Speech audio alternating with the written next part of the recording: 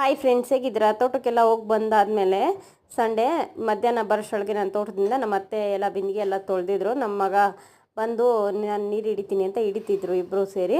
ಸರಿ, ನಾನು ಬಿಂದಿಗೆ ತೆಗೆದು ಒಳಗಡೆ ಇಡುವ ಅಂತೇಳ್ಬಿಟ್ಟು ಎಲ್ಲ ಎತ್ಕೊಂಡೋಗಿ ಒಳಗಡೆ ಇಡ್ತಾಯಿದ್ದೆ. ಇದು ಬಂದುಬಿಟ್ಟು ನಾವು ಅಡುಗೆಗೆ ಉಪಯೋಗಿಸ್ಕೊಳ್ಳೋಕ್ಕೆ ನೀರು, ಅಥವಾ ಕೈಯೆಲ್ಲ ತೊಳ್ಕೊಬೇಕಾದ್ರೆ ಇದೇ ನೀರು ಉಪಯೋಗಿಸ್ಕೊತೀವಿ. ಒಳಗಡೆ ಶಿಂಕ್ ಇದೆ ಕಿಚನಲ್ಲೇ, ಅದಕ್ಕೆ ಅಂದ್ಬಿಟ್ಟು 2 ಬಿಂದಿಗೆ ತೊಗೊಂಡೋಗಿ ಒಳಗಡೆ ಇಡ್ತಾಯಿದ್ದೆ.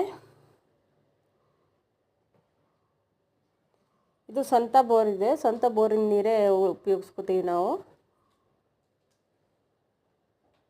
ಇನ್ನೂ ಒಂದು ಬಿಂದಿಗೆ ಇತ್ತು, ಅದನ್ನು ತಂದು ಅಲ್ಲಿ ಇಟ್ಬಿಟ್ಟು ಮತ್ತೆ ಈ ಕುಡಿಯೋಕ್ಕೆ ನೀರು ಆರ್ವೆ ಅಂತ ಕರಿತೀವಿ ನಾವು, ಮೊಳಕೆ, ಮಣ್ಣಿನ ಮಡಕೆ ಅಂತ ಹೇಳ್ತಿರಲ್ಲ, ಸೊ ಅದಕ್ಕೆ ಫಿಲ್ ಮಾಡ್ತಾಯಿದ್ದೆ.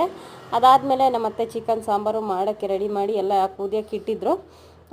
ನಾನು ಮುದ್ದೆ ನೀನೇ ತೊಳ್ಸಮ್ಮ ಅಂತ ಹೇಳಿದೆ. ನನಗೆ ತೊಳ್ಸ್ಲಿಕ್ಕಾಗಲ್ಲ 2 ಕೋಲಲ್ಲಿ ಮತ್ತು ಚಿಕ್ಕ ಪಾತ್ರೆಯಲ್ಲಿ ಅಂತ ಅಂದೆ. ನಮ್ಮ ಅತ್ತೆ ಎಷ್ಟು ನೀಟಾಗಿ ತೊಳಸ್ತಾರೆ ಅಂದರೆ ತುಂಬ ಚೆನ್ನಾಗಿ ಮುದ್ದೆ ಮಾಡ್ತಾರೆ. ನಮ್ಮ ಕಡೆ ಎಲ್ಲ ಚಿಕನ್ ಸಾಂಬಾರು ಜಾಸ್ತಿ ಮುದ್ದೆನೇ ಮಾಡ್ತಾರೆ. ಸೊ ಹಂಗಾಗಿ ನಮ್ಮ ಅತ್ತೆ ಮುದ್ದೆ ತೊಳ್ಸ್ಕೊಟ್ರು. ನಾನೆಲ್ಲ ಉಂಡೆ ಮಾಡಿ ಇಟ್ಟೆ. ಅಷ್ಟು ಚಿಕ್ಕ ಪಾತ್ರೆಯಲ್ಲಿ 6 ಮುದ್ದೆ ತೊಳ್ಸಿದ್ರು ನಮ್ಮ ಅತ್ತೆ. ಇದು ಕುಕ್ಕರಲ್ಲಿ ಅನ್ನ ಮತ್ತು ಚಿಕನ್ ಸಾಂಬಾರು ರೆಡಿ ಆಯಿತು. ಸರಿ, ತಿನ್ನೋಕ್ಕೆ ಈಗ ಎಲ್ಲ ತಟ್ಟೆಗೆ ಇಟ್ಕೊತಾ ಇದ್ದೀನಿ ನಾನು.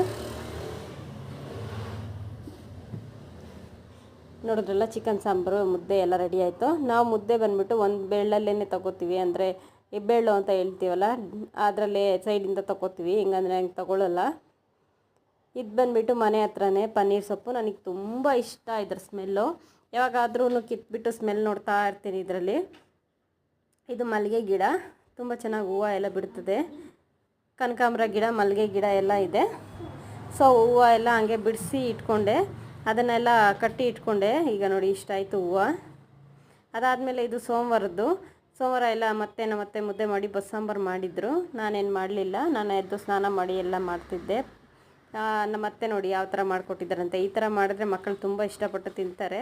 ಅದಾದಮೇಲೆ ಬಾಳೆ ಗಿಡ ಹತ್ರ ಹೋಗಿದ್ದೆ, ಒಂದು ಗೊನೆ ಬಿಟ್ಟಿತ್ತು. ಮತ್ತು ಬರಬೇಕಾದ್ರೆ ಹೋಟ್ಲಲ್ಲಿ ಊಟ ಮಾಡಿಕೊಂಡು ಬಂದ್ವಿ. ನನ್ನ ಮಗ ಬಜ್ಜಿ ಬೇಕು ಅಂತಂದ, ಬಜ್ಜಿ ತಗೊಟ್ಟೆ. ಅದಾದಮೇಲೆ ಮನೆಗೆ ಬಂದರೆ ನಮ್ಮ ಮನೆಯವರು ಮನೇಲಿ ಬಜ್ಜಿ ತಂದಿಟ್ಟಿದ್ರು. So thank you for watching. ಈ ವಿಡಿಯೋ ಇಷ್ಟ ಆದರೆ ಲೈಕ್ ಮಾಡಿ, ಶೇರ್ ಮಾಡಿ, ಸಬ್ಸ್ಕ್ರೈಬ್